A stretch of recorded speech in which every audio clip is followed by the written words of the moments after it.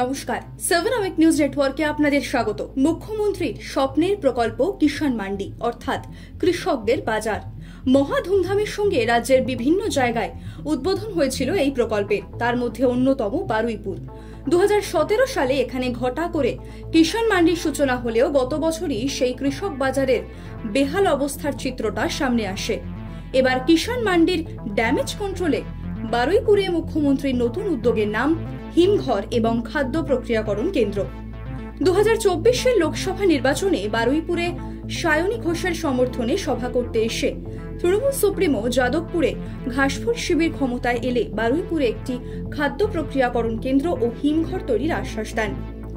বারুইপুরের বিখ্যাত ফল পেয়ারা যাতে শীঘ্র জিআই তকমা পায় সেই প্রসঙ্গে কথা বলতে গিয়েই এই প্রতিশ্রুতি দেন মমতা।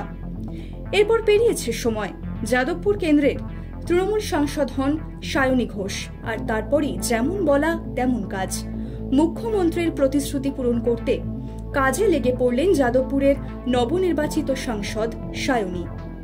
এদিন হিমঘর এবং খাদ্য প্রক্রিয়াকরণ কেন্দ্র নির্মাণের জন্য জমি জায়গা সরেজমিনে খতিয়ে দেখতে গিয়েছিলেন তিনি। তার সঙ্গে ছিলেন বারুইপুর পূর্ব বিধানসভা কেন্দ্রের বিধায়ক বিভাস সর্দার, বারুইপুর পঞ্চায়েত সমিতির সহ সভাপতি শ্যামসুন্দর চক্রবর্তী ও অন্যান্য কৃষি আধিকারিকেরা। জমি পরিদর্শনে এসে কি বললেন সায়নী, শুনুন। বিধায়কের একটা পূর্ব পরিকল্পনা ছিল এবং তার ঐকান্তিক প্রচেষ্টা, তার সঙ্গে মমতা বন্দ্যোপাধ্যায় তার সমর্থন, তার সহযোগিতা না থাকলে আমি মনে করি যে এটা কোনোটাই করা সম্ভব না। এখনও এটা আন্ডার প্রসেস রয়েছে, একটা ফুড প্রসেসিং কাম কোল্ড স্টোরেজ। আপনারা জানেন যে বারুইপুরের ফল একটা প্রচণ্ড স্পিলেজ ওয়েস্টেজের মধ্যে দিয়ে যায়। সেখানে দাঁড়িয়ে এটা বিধায়কের জন্যই আমি বারবার বলবো যে অনুভবী বিধায়ক, তিনি ভেবেছেন যে এটা একটা, তার সঙ্গে অনেক কর্মসংস্থানেরও একটা বিষয় আছে। আজকে ইন্সপেকশন ছিল, জায়গা দেখা হয়েছে এবং একটা বড়সড় মাপের পরিকাঠামো নিয়ে নামা হবে। মুখ্যমন্ত্রী আশ্বাস দিয়েছেন, ফলত যত তাড়াতাড়ি কাজ শুরু করা যায়।